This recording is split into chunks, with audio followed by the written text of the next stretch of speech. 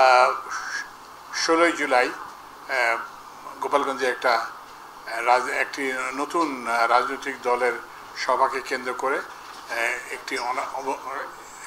কয়েকটি অনভিপ্রেত ঘটনা ঘটেছে এবং এখানে কতগুলো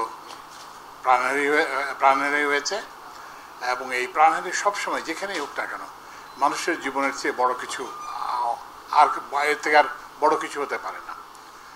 তো এই জন্য এই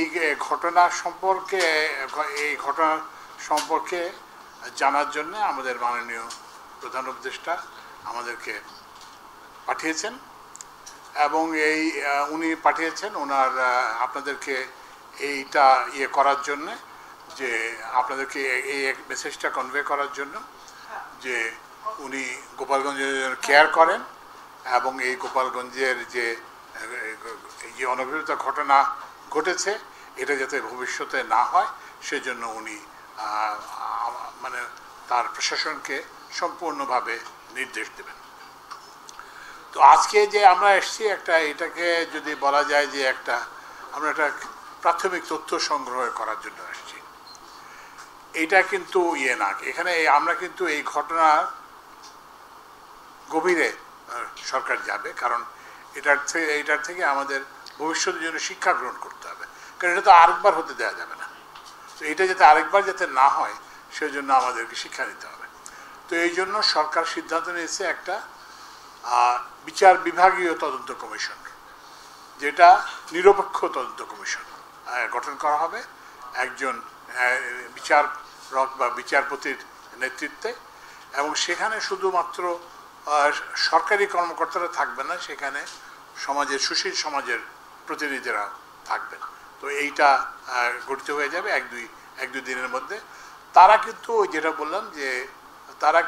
যেটা বললাম তদন্ত কমিশন, তারা পুরো জিনিসটা তদন্ত করবেন, আমরা কিন্তু তদন্ত করতে আসি নাই।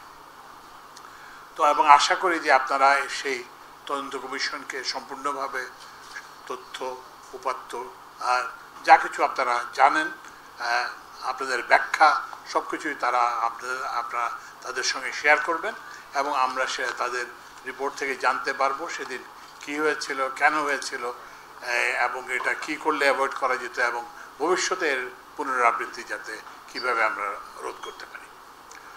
আর দ্বিতীয় জিনিসটা হচ্ছে যে আমাদের আসার আরেকটা কারণ হলো যে এখানে এই যে কর্মচারীরা যে সবাই বলছেন যে এই ধরনের কিছু একটা ঘটবে, এটা সবাই ধারণা করছিলেন, কিন্তু এটার যে স্কেল, এটা যে ব্যাপকতা, এটা কেউ অনুমান করতে পারেননি। এই পরিস্থিতিতে সীমিত সম্পদ দিয়ে আইনশৃঙ্খলা বাহিনী, সেনাবাহিনী সবাই মিলে তারা এই পরিস্থিতির মোকাবেলা করেছেন এবং অনেক কষ্ট স্বীকার করেছেন। আইনশৃঙ্খলা বাহিনীর সদস্যরা এবং সেনাবাহিনীর সদস্যরা নিজেরা আহত হয়েছেন, সাংবাদিকরা আহত হয়েছেন, তারপরে হচ্ছে যে তারা না খেয়েছিলেন, নানান রকম প্রতিকূলতা সত্ত্বেও, নানান রকম ঝুঁকি সত্ত্বেও তারা দায়িত্ব পালন করেছেন। আমরা তাদেরকে অভিনন্দন জানাতে এসেছি। তারপরে তৃতীয় যে জিনিসটা সেটা হচ্ছে যে এখানে আমরা এর আগে একটা মত বিনিময় সভা করেছি, তাই ওখানে কিছু আশঙ্কার কথা বলা হয়েছে। তো এখানে কিন্তু আশঙ্কার কিছু নাই। আর আমরা এটা একটা কি বলে যে অন্তর্বর্তীকালীন সরকার এবং একটা দল নিরপেক্ষ সরকার। এটা শহীদদের রক্তের উপরে প্রতিষ্ঠিত সরকার, 20,000 30,000 আহতদের আত্মত্যাগের সরকার। তো সুতরাং আমরা এখানে গোপালগঞ্জে আমাদের কাছে আমাদের প্রত্যেকের নিজের জেলাও তাই, এবং মাননীয় প্রধান উপদেষ্টা সেই বার্তাটাই দিয়েছেন যে আমরা গোপালগঞ্জে যাতে আমরা আশ্বস্ত করি আপনাদের, যে আপনাদের এখানে কি বলে যে কোনো রকমভাবে যারা অন্যায় করেছেন, যারা ধরেন কি বলে যে পুলিশের গাড়িতে আগুন দিয়েছেন এবং আইনশৃঙ্খলা বাহিনীর কর্মকর্তাদের উপর হামলা করেছেন, তারা তো অবশ্যই আইন অনুযায়ী তাদের শাস্তি পাবেন, কিন্তু এছাড়া যাতে অন্য কেউ যাতে না হয়, ব্যবসা বাণিজ্য, আপনাদের যে স্বাভাবিক জীবন যাতে বাধাগ্রস্ত না হয়, সেজন্য আমরা সব কিছু চেষ্টা করব। আর শেষ কথাটা যেটা আমি বলে শেষ করতে চাই সেটা হচ্ছে যে আমরা এই যে অভ্যুত্থান পরবর্তী যে সরকার, আমরা যেটা চেষ্টা করতেছি যে এটা গণতন্ত্রের চর্চা করা, যাতে এটা আগে তো গণতন্ত্রের চর্চা হয় নাই, যারা বিরোধী মত হলেই সেটাকে দমন করা হয়েছে, আয়না ঘরে নিয়ে যাওয়া হয়েছে, নানান রকম শাস্তি দেওয়া হয়েছে। তো এখন আমরা চাচ্ছি যে সেই পরিস্থিতিটা পরিবর্তন করতে এমন একটা পরিবেশ আমরা সৃষ্টি করতে চাই যেখানে সবাই নির্ভয়ে তাদের মত প্রকাশ করতে পারবেন, আবার দায়িত্বশীলতার সঙ্গে মতামত পেশ করবেন।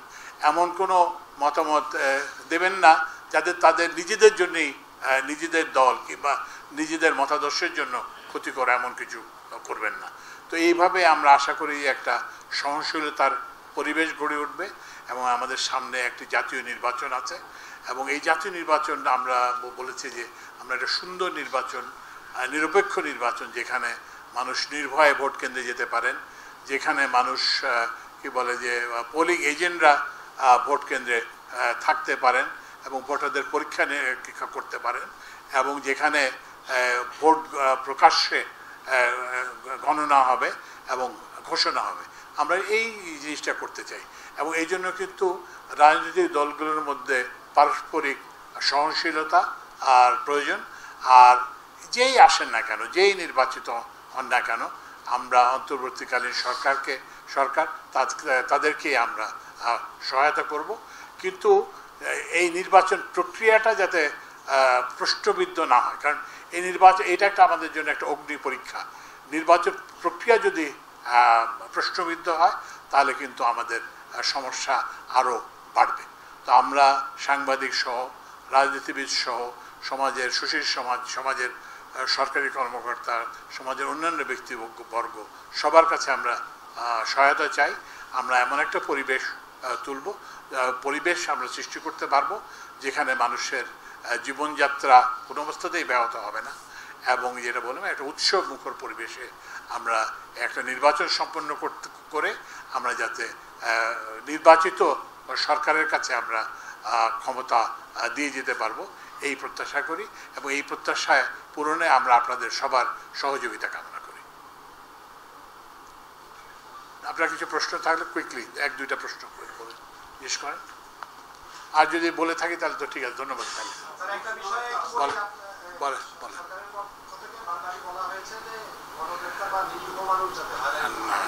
আমাদের সাংবাদিকদের কাছে এমন তথ্য এসেছে, গতকালকে একটা ঘটনা ঘটেছে যে একটি গ্রামে পুলিশ দিয়েছে, সেই গ্রামের সব লোক মানে জমির মধ্যে ক্ষেতের মধ্যে গিয়ে আশ্রয় নিয়েছে, মানে তারা বলছেন তারা নিরীহ, তারা এই ঘটনার সাথে যুক্ত না। এইটা আসলে সরকারের পক্ষ থেকে বারবার বলা হচ্ছে, কিন্তু বাস্তবতাটা আমরা আচ্ছা ঠিক আছে। আচ্ছা এই কথা এই প্রসঙ্গটা মত বিনিময় সভায় আলোচিত হয়েছে এসপি মহোদয় এবং আপনি বলেন আপনি তো এইটা আলোচিত হয়েছে। এখন এখানে একটা জিনিস একটু আপনাদেরকে ভাবতে অনুরোধ করি, সেটা হচ্ছে যে যিনি এখন মাঠে কাজ করতেছেন তো তিনি 16ই জুলাই কি করছেন সেটা আমরা দেখতে হবে। তো 16ই এমন যদি হয় যে উনি এখন যখন গেছেন তখন মাঠে কাজ করতেছেন, কিন্তু 16ই জুলাই যদি উনি আইনশৃঙ্খলা বাহিনীর উপর হামলা করে থাকেন তাহলে ভিন্ন। কিন্তু জেনারেলি একটা নির্দেশ দেওয়া হয়েছে যে কোনো নিরীহ মানুষকে হয়রানি করা হবে না এবং আমরা এগুলো পর্যালোচনা করব। আমরা যেসব একটা স্বরাষ্ট্র মন্ত্রণালয়ে একটা করা হয়েছে, একটা কমিটি করা হয়েছে যারা এগুলো পরীক্ষা নিরীক্ষা করবে। একটা পুলিশ কিংবা কোনো দপ্তর থেকে একটা মামলা দিলেই এটা চূড়ান্ত না এবং এটা আমরা পরীক্ষা নিরীক্ষা করে দেখব এবং আমরা চেষ্টা করব যে যাতে নিরীহ মানুষ কোনো হয়রানির শিকার না হয়। এখন পর্যন্ত 4টি হত্যা মামলা হয়েছে এবং হত্যা মামলাগুলোতে সবই অজ্ঞাত আসামি করা হয়েছে। তবে গতকালকে 3 জনের মরদেহের পোস্টমর্টম করা হয়েছে, লাশ উত্তোলন করে একজনকে ঢাকা করা হয়েছে, কিন্তু বাকি একজন হচ্ছে স্যার হিন্দু সম্প্রদায়, তাকে সৎকার করা হয়েছে। তাহলে এই বাকি যে আরেকজন রয়েছে তার পোস্টমর্টম বা তার করার আসলে প্রক্রিয়াটা কি হবে? আচ্ছা এইটা একটা জটিল প্রশ্ন। এইটা কি আপনারা কেউ পুলিশ বিভাগে আপনারা কেউ জানেন এই প্রশ্নের জবাব? কারণ আমি এমন একটা জবাব দিতে চাই না যেটা আমরা জবটা জানি না। তো এইটা আমরা ওনার ওই যে কি বলে দাহ করার পরে যে ভস্য যেটা আর কি সেটা কি সংরক্ষণ করা হয়েছে? হ্যাঁ,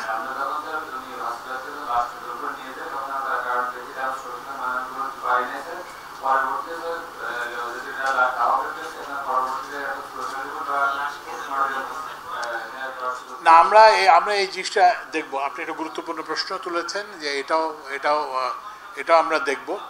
যেমন ধরেন এই যে গতকালকে যে মাইলস্টোন কলেজে যে ট্র্যাজেডি হলো, তা আমরা এটাকে দুই ভাগে ভাগ করেছি। একটা ভাগ করেছি যাদেরকে শনাক্ত করা গেছে, তাদেরকে পরিবারকে দিয়ে দেওয়া হয়েছে।